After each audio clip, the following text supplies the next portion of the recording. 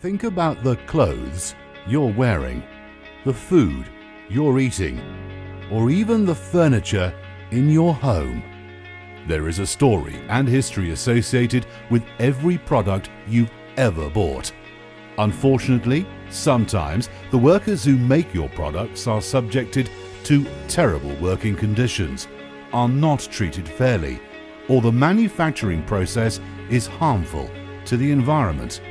There are many forms of modern slavery and damaging production methods, but it's up to us, industry leaders and the consumers themselves, to take a stand so that we can contribute to a healthier planet and to changing the lives of everyone involved across the global supply chains for the better.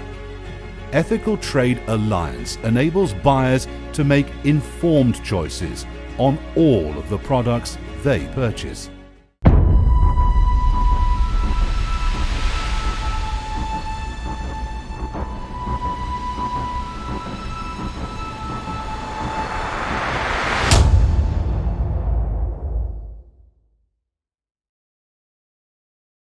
Hello and welcome to 2021 Strategic Outlook.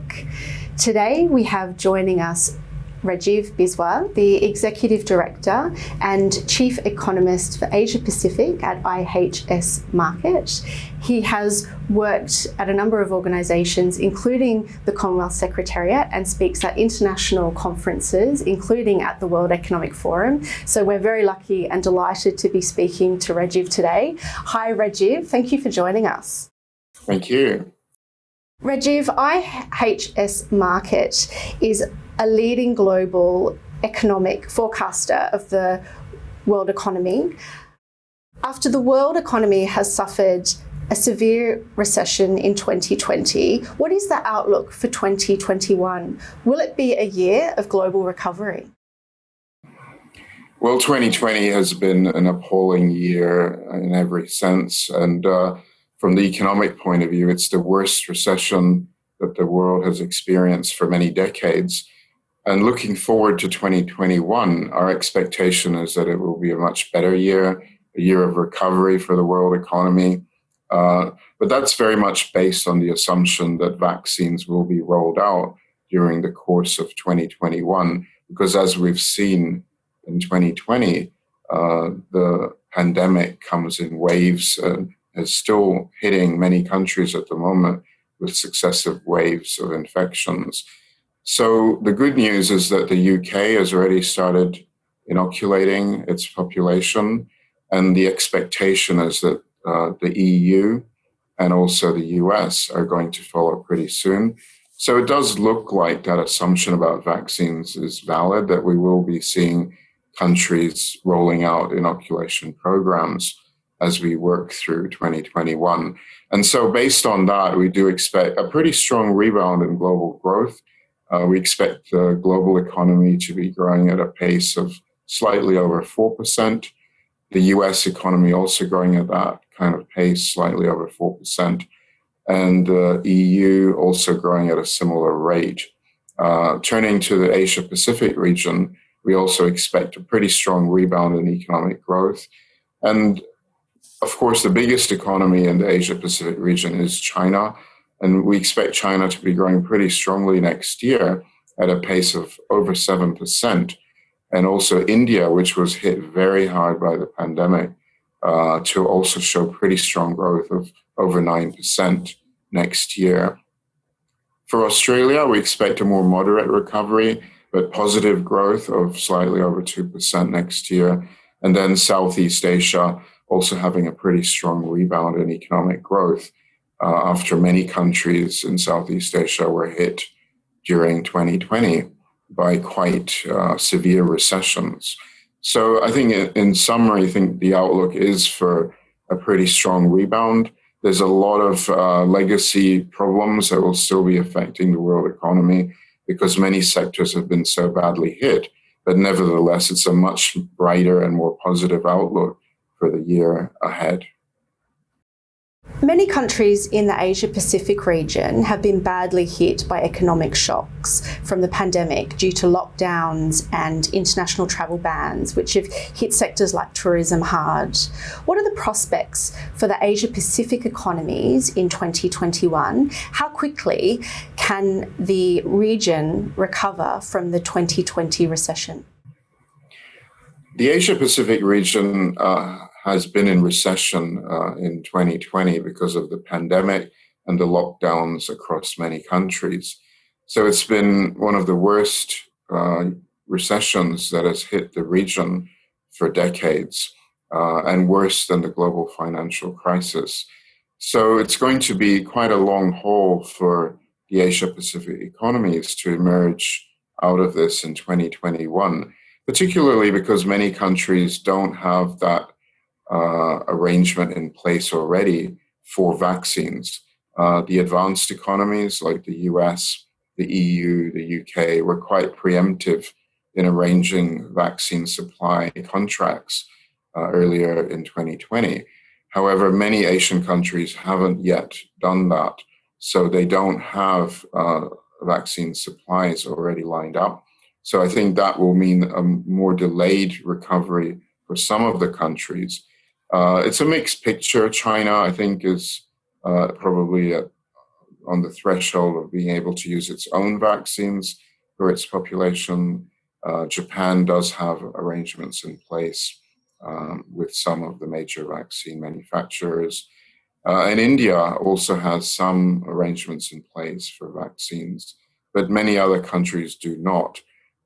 Despite that, we do expect some improvement during the course of 2021 in economic growth. And most of the countries that have been in severe recession during 2020, such as Indonesia, India, Malaysia, amongst others, are expected to show quite a strong rebound in 2021 as lockdown effects ease, as the waves of pandemic ease as well, and also as international travel restrictions start to be gradually removed. So I think the picture for 2021 for the Asia Pacific is, broadly speaking, for a quite strong recovery. Right, and indeed a strong linkage between vaccination and economic recovery.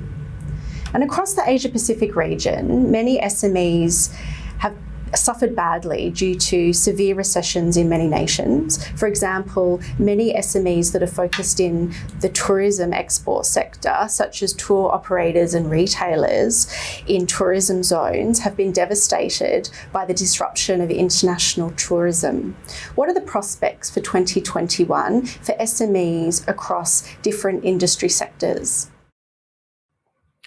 It is going to be a mixed picture of recovery. I think some sectors are already recovering relatively well. When we look at the whole of the Asia-Pacific region, we see that industry sectors in manufacturing that are more oriented to domestic demand or export markets, say in the US and EU, have been recovering relatively well. There's quite a positive expansion across many sectors of manufacturing. But the services sector, areas such as tourism, aviation, are still very badly impacted by the effects of lockdowns and, of course, the border closures that have prevented tourism flows. Most Asia-Pacific nations still do not allow movement of people for tourism purposes. It's very restrictive. And therefore, I think there's still going to be some time yet before those restrictions are going to be relaxed. First, vaccinations have to be rolled out, and I would expect that many countries will wait until most of their population is inoculated before they will consider allowing, free movement of tourism again. I think there will be a gradual reopening of tourism, but probably on a quite restrictive basis with careful testing of passengers. And this is going to be very important for many SMEs across the Asia-Pacific region. For example, in countries like Thailand, Malaysia, Indonesia, there's many small businesses that are very focused on the tourism industry. International tourism is very important for many of the countries in Southeast Asia. and of course also for Australia, for the Pacific Island states. So I think the recovery of tourism will eventually be a very big help for many SMEs who are involved in the services economy. And of course, it's not only those who are directly involved in tourism, but also a lot of tourism spending is on retail, on restaurants, on cafes. So those sectors will also benefit considerably once tourism reopens. So I think it's going to be a mixed picture. It's going to be a mixed pace of recovery. But overall, I would say that the momentum will be towards a more positive development for most SMEs in the Asia Pacific region next year. And here in Australia, where of course I'm based, exports of services such as tourism and education have been badly hit during 2020 as a result of border closures. Many sectors are also being impacted by the escalating trade friction between China and Australia, and exports of an increasing number of Australian products to China are facing severe disruptions. What are the implications for Australian exports going forward?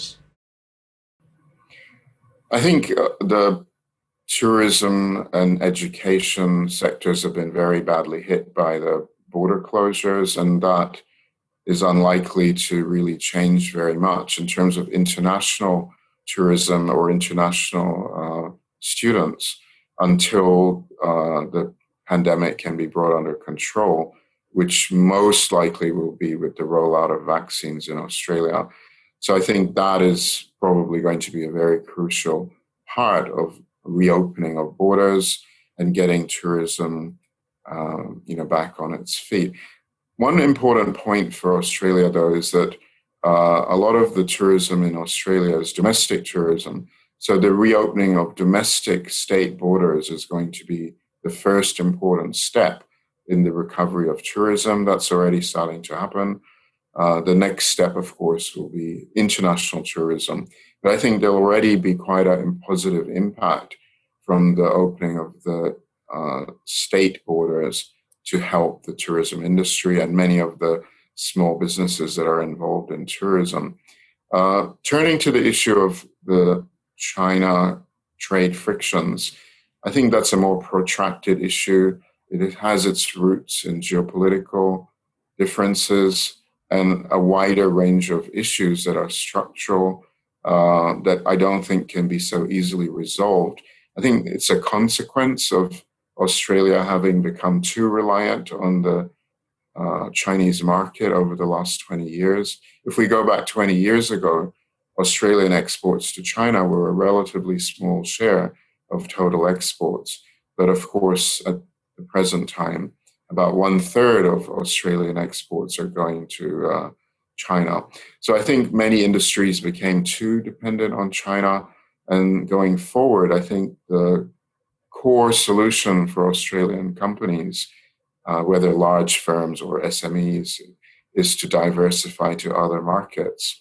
And of course, other Asian countries are also growing very quickly. They're not as large a market as China, so it's been a relatively easy path for Australian exporters to just turn to the Chinese market, which they have become familiar with.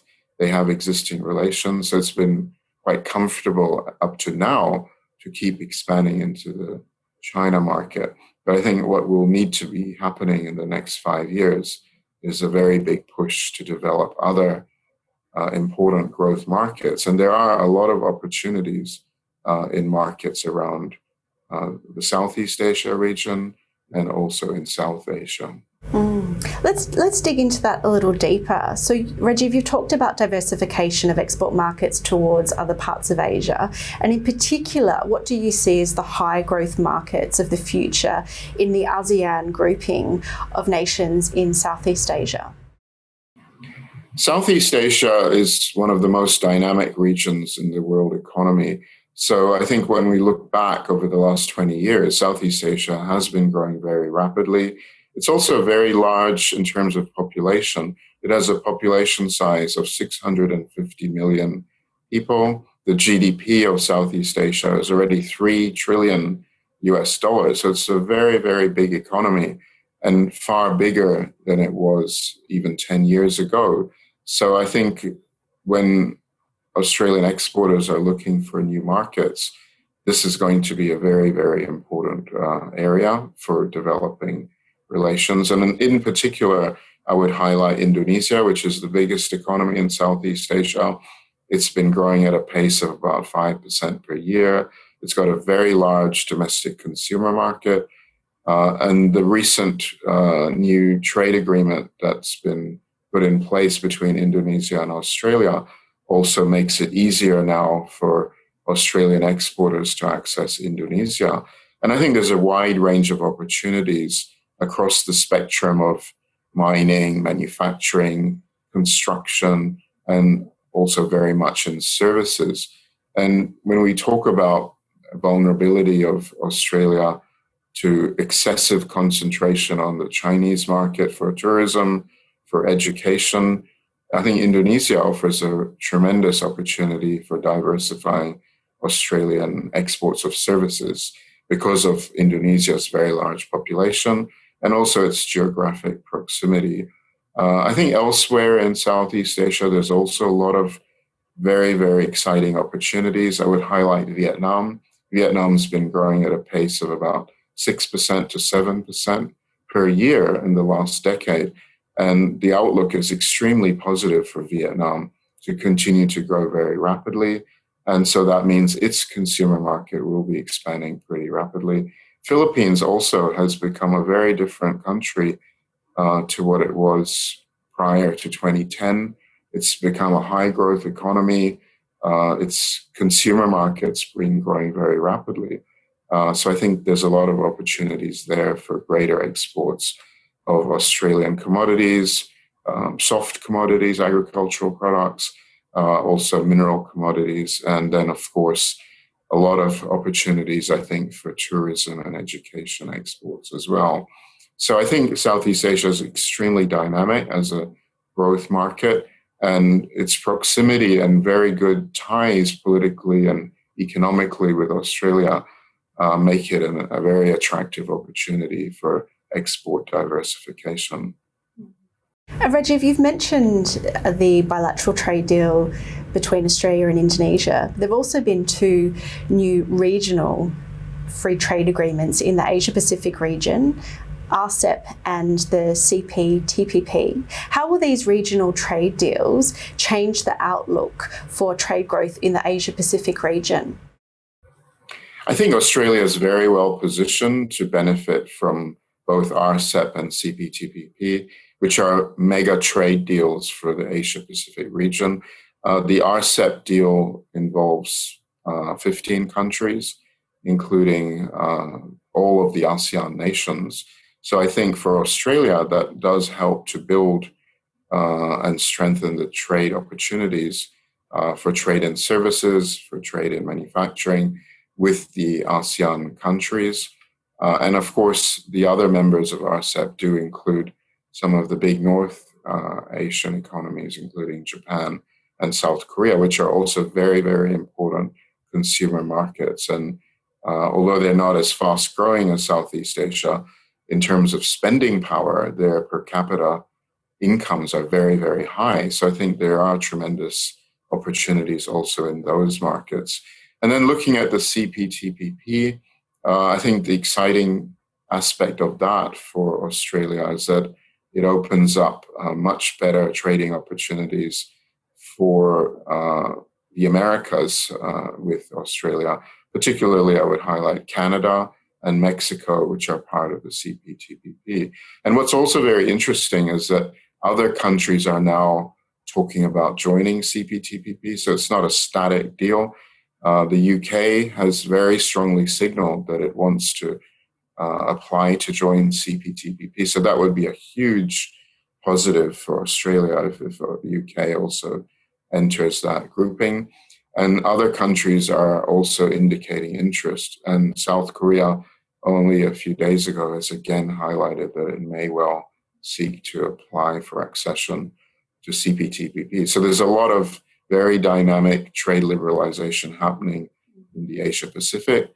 And both ASEAN and Australia are very well positioned as members of both of those groupings. Yeah, fantastic.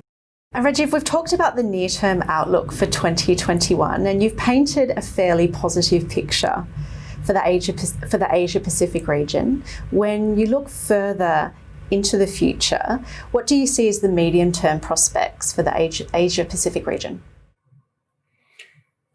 I think that when we look, over say the next 5 to 10 years, Australia and Southeast Asia are very well positioned at the heart of the Asia Pacific region, because when we forecast 10 years out, our forecast is that about 60% of the total increase in world GDP will come from the Asia Pacific region. So that's a tremendous figure. I mean, that's a very, very huge part of the global growth picture, which is being driven out of the Asia Pacific region. And specifically, that still involves very strong growth in China, but also India. India is going to be an important part of that contribution to the overall increase in Asia Pacific GDP. About 10% of the increase in world GDP over the next decade is estimated to come from India. And then the ASEAN region is also one of the core drivers of that very big increase in the Asia Pacific GDP. So I think what that means is that for Australia, as it seeks to diversify its export markets, there's going to be tremendous opportunities on the doorstep with the key markets in Southeast Asia and also South Asia. India is going to be a very big consumer market in 10 years' time. And also the other South Asian economies should also not be overlooked. I think Bangladesh has been very, very strong in terms of its export development in the last decade. And so I think that is also driving its growth in terms of domestic demand. It's been growing at about 6% per year. So I think that also will offer export opportunities for exporters from Southeast Asia and also from Australia. So I think there is a lot of exciting opportunities within the Asia Pacific region in the decade ahead that will really help to create new markets for SMEs from throughout the Southeast Asia region, as well as for Australian exporters.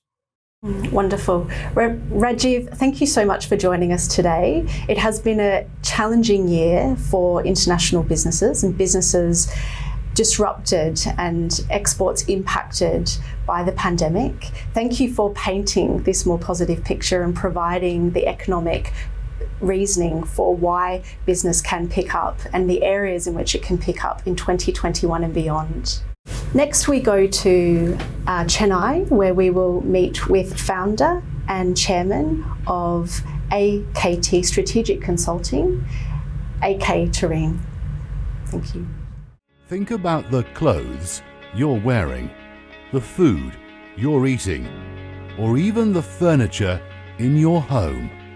There is a story and history associated with every product you've ever bought.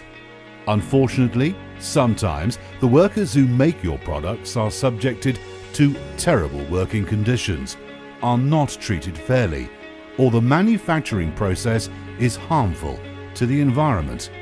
There are many forms of modern slavery and damaging production methods, but it's up to us, industry leaders and the consumers themselves, to take a stand so that we can contribute to a healthier planet and to changing the lives of everyone involved across the global supply chains for the better. Ethical Trade Alliance enables buyers to make informed choices on all of the products they purchase. Welcome back. Joining me from Chennai is AK Tareen, the founder and chairman of AKT Strategic Consulting.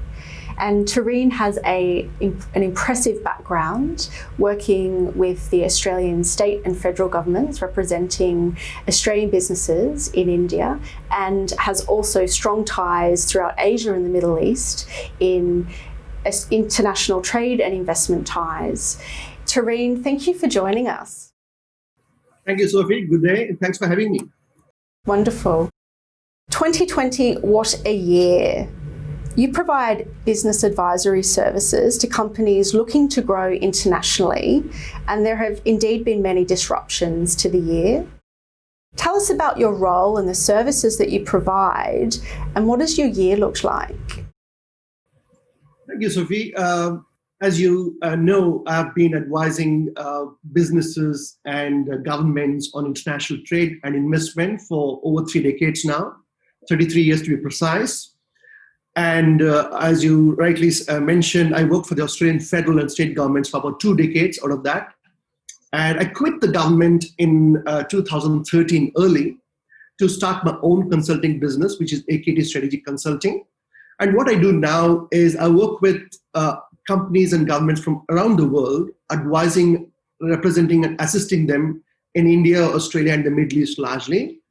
And this is basically towards strategies, representation services, facilitating exports, tying up investments, joint ventures, technology transfers, so on and so forth. Coming to this year, of course, this year has been quite unique and challenging in many, many ways for all of us, given the disruptions to life and business. So far, the businesses, I guess, were used to generally disruptions from technology. And I guess this is time for us to get prepared for more such hopefully not, but more such disruptions from pandemics and also from climate change. And I guess 2020 has sort of prepared us well, not well, and hopefully well, to face such situations in the future. Absolutely. And with the companies that you work for or work with, and of course they are in different parts of the world, but what have you seen as the commonalities? What are the common challenges faced by the businesses that you work with, and how have they navigated them in 2020? I'll break my answer into two, so if you allow me. One is the general challenges that they face and how they've actually got accentuated in 2020. Look, in general, the main challenge that businesses face when they're entering a new market or an international market is seeking the right advice and accurate information on the market. Because your decision making is only as good as it's based on the inputs you receive, So first and foremost challenge for people to be able to make good decisions is to receive the right advice and the right information and knowledge on the market.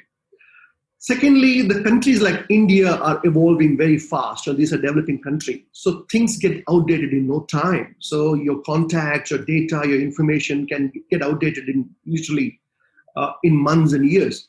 So if someone's been here and done business in the last 5-10 years and they think they can still rely on that experience and knowledge, it would not only be irrelevant, it's also quite risky. So you've got to be on the ground to be able to understand what India is of today, not of yesterday. And third, there's a lot of secondary information, of course, available on the internet, and you can read up, and there's plenty of information there. But when you actually get down to the market, things on the ground can be very different. So you've got to have local representation. You've got to have local expertise to be able to do business on the ground. Fourth, market segmentation. I think this is very important in large markets like India again, because India, as you know, is a market of 1.3 plus billion people. And in my career, especially with Australia, I've heard many of my friends come up and say, oh, look, India has 1.3 billion people. Even if you get 1% of the market share, I would be laughing all the way to the bank. On the other side, people say, oh, it's too difficult, so we're not even looking at it. The actual truth lies somewhere in between, because it depends on what your product or service is, what your price point is, what your short, medium, and long-term goals are. For example, if you're trying to sell Mercedes-Benz cars to India, your market size is not 1.3 billion people, 1.3 billion units. It's just about 40,000 units. So I think it's very important.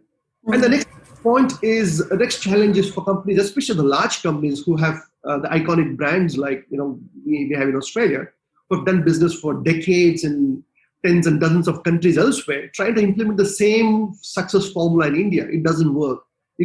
No matter how experienced you are in other markets, how knowledgeable you are, you've got to customize your products and your strategy to suit India. I think that's very important. How do you overcome all this? You don't need to reinvent the wheel. So there are experts. I think it's good to rely on experts on the ground and sort of take the right advice to be able to succeed in that market. Absolutely. And if we look at the news, particularly in 2020, business leaders see a lot of cost and complexity associated with expanding internationally. Markets like India, but of course, many international markets, US, China, and so on. There's, of course, strong geopolitical headwinds also to navigate. From where you sit, what is fact versus fiction, and what is key for business leaders to focus on? And with that, this impression of it being challenging to expand internationally, to export, to invest in foreign markets, what is the risk of retaliating or retreating rather to domestic markets? Well, Sophie, there is always a risk associated with any business, no matter domestic or international. But of course, when you go international, these risks get a bit enhanced, perhaps because you're going to into a market, into a scenario where there are a lot of other external factors that come into the picture, and these things can change suddenly. So obviously there is a higher risk, but there's an equal reward for those risks. There's no, like they say, there's no pain, no gain. So I think the rewards are equally good when you go international. And of course, these risks can be mitigated through building up sufficient knowledge, skills, strategy, and experience. So it's the same no matter which market you go to. On the second part of your question, of course, geopolitical developments are causing disruptions to international businesses. In my career, when I started my career, the whole pendulum was swinging in the direction of liberalization. Countries were breaking down barriers, tariff and non-tariff, signing up free trade agreements, forming alliances. But in the last few years, we have seen that sort of process not only slow down, but also reverse to a certain extent with policies like Brexit or America First, kind of stuff. So some section of people tend to think the pendulum of liberalization has swung a bit too far. It needs to be corrected.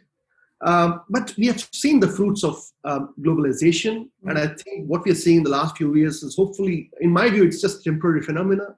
And I think people will have to get back to free economies and free trading. And I think we are beginning to see some signs in that direction already. So COVID has only sort of emphasized the fact that no matter what you do, where you live, we are all interconnected. So we are interconnected. We're also interdependent to find solutions jointly for epidemics or for problem solutions. So I think to answer your question briefly, there is a risk and equal reward. But also, I think the global scenario is changing, but I think it'll get better from here on in my. Okay, great. And we hear a lot about diversification, and here in Australia, we're currently experiencing trade tensions with China. And there is an elevated push for diversification into other markets. But of course, diversification can spread across what goods and services a company sell. So what you sell, where you sell, and the channels to market. And so for companies in traditional markets, what low cost and low risk opportunities does diversification hold for business leaders looking to create and capture overseas growth? What do you see as the opportunities? Well, Sophie, it's an old saying, don't put all your eggs in one basket. Right. So excessive dependence on any single market or any single product or commodity is always going to be risky. So a good business plan for any company would be well diversified, and it'll not be excessively reliant on just one market or one product. But the fact on the ground is, unfortunately, whether we like it or not, China's share in global trade is almost 13 to 14%, which means that most countries in the world, including the USA, have an excessive reliance on China as a market for both for the exports as well as imports. But the recent political developments of political differences between China and some of its neighboring countries, including India and of course Australia and US and a few others, has made the world sit up and rethink. So and COVID has only sort of enhanced it again further. Every country now is coming up with a strategy called +1 strategy, which means you obviously have to have China. You can't completely wish them away, but you've got to have a +1 strategy where you have another market which has a good potential in products and services, so that you spread your risks evenly. For example, in this scenario, the other change during COVID is the disruptions to shipping lines and logistics. So that also has shifted the focus on neighboring or nearby markets rather than far-off markets, so that in case of any disruption, it's probably much easier to manage logistics and supply chains. So this scenario presents an excellent opportunity for Australia and India to work together. I think right now bilateral trade is about $30 billion, which I don't think does any kind of justice to the potential that exists between the two countries. So yeah, that's sort of, there's a huge opportunity for Australia and India to work together. And there's also a need for people to have a +1 strategy and de-risk themselves but not excessively be reliant on one market. Rajiv Biswas, who was on our show before you, gave us an economic outlook for 2021, and his forecasts point to a 9% growth in India in 2021. And so it really does make sense, this +1 strategy. And so if we look at India as a market, how have foreign companies that have invested there and indeed strengthened trade and investment ties with India, how have they benefited? Well, Sophie, India is a very interesting country, right? So on one side, you have the world's second largest population, which presents huge opportunity for any consumer product. It's the 5th largest economy in terms of nominal GDP and the 3rd largest in terms of purchasing power parity. Until recently, it was one of the fastest growing economies. Of course, COVID sort of has disrupted a bit, and hopefully next year we should get back on the track. And it's it's quickly integrating into the global economy. So tariffs are coming down. So that's one side of it. On the other side, India is also one of the most difficult markets to do business with. You have about 36 or 37 states across India. In terms of per capita GDP nominal, it's 142nd in the world. In terms of languages, there are languages. It's English, of course, but each state has its own culture, own language. So there are a lot of challenges involved in that. And in terms of doing business, ease of doing business, India ranks pretty low. I mean, of course, it's fast moving up. I think it's still about 66 or so in that range. So if you ask any of the Australian iconic brands, right, from ANZ to AMP to Woolworths to BHP, they all have been here. So they'll tell you stories. So there are it's a mixed bag for Australian companies, I would say. What is the difference between success and failure is, like I said earlier, to have the 3 Ps, like I always keep saying: patience, perseverance, and persuasion. India is not a market you can hop onto a flight, come here, sign deals, and go back and start counting your money in the bank. You've got to have patience, you've got to have persuasion, and you've got to have perseverance to do business here, and which many companies don't have. It's a large market. There are a number of international companies who have been doing business successfully: the Koreans, the Americans, Japanese, Chinese. It's a beautiful market, but you've got to have the right patience. You've got to have the local expertise, local knowledge to be able to succeed here. So your risk can always be lower if you have these. But if you don't, I think it's the same for any market, isn't it? Absolutely. And of course, India represents a significant market and a market that has economic growth forecast in 2021 and beyond. But it also exposes business to high levels of competition. India is an extraordinarily innovative market, a very innovative city by way of Bangalore, that features highly in world rankings for innovative cities around the world. And so there are additional benefits, of course, if you can compete in India, you can compete on the world stage. And so, Tareen, tell us, for business leaders, when you sit down and advise business leaders, and indeed it may well be over the Zoom screen in 2020 and into 2021, but when you advise business leaders on how to achieve international growth and looking to 2021, what are your suggestions for 3 practical and actionable steps that they can take? My first suggestion is you've got to have an international market in your business plan. right? It's very important for any business to have an international market outside of Australia, outside of your domestic market. Secondly, you've got to have more than one. Like we discussed earlier, you can't have excessive reliance on one market, because there are apart from your de-risking, there are also other benefits that come along with your exports. While I was in Australia, I remember we had taken a new export development program, NEDP, that we ran for about 3 or 4 years, and knowing and growing. That study clearly stated that companies that were exporting obviously had better competitiveness, earned better, paid their employees better, had the ability to survive difficult situations better. They picked up best practices, the more, like I said, competitive. So there are lots of other advantages come alongside your de-risking. So I think it's very important. And third is, I think you've got to prepare well. Also you've got to have, like I said earlier, in addition to one market, you should also have nearby markets, so that in future, if there's any disruption, you also have a nearby market. And the most important part, obviously, again, which we've discussed earlier, is to have the right guidance and right information and right knowledge even before you enter.